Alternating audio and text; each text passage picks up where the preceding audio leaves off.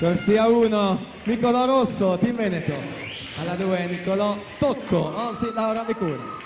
Corsia 3 Riccardo Cendron, Idros. Alla 4 Alessandro Gambatesa, Rarinantes Torino. 5 Valerio Salzano, Circolo Nuoto Wisp. Corsia 6 Isaia Rongadi, San Vito. Alla 7 Daniele Fasan, Roncade Nuoto.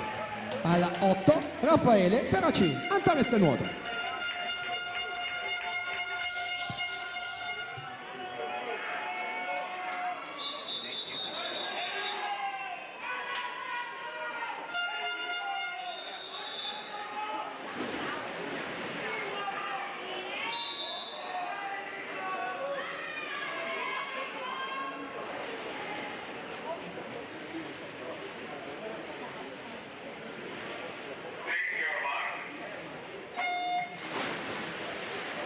Partita alla finale ragazzi maschi, il primato è di Dylan Buonauguro, 57-29.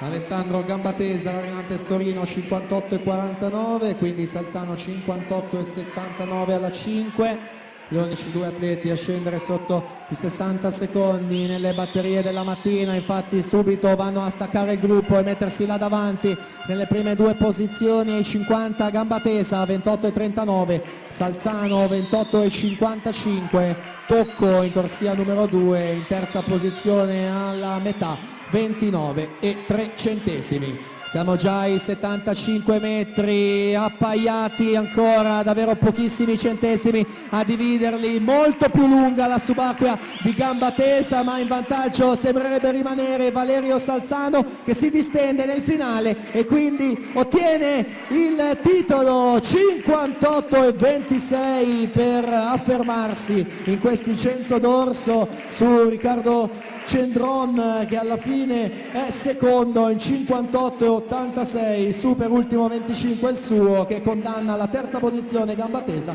59,07.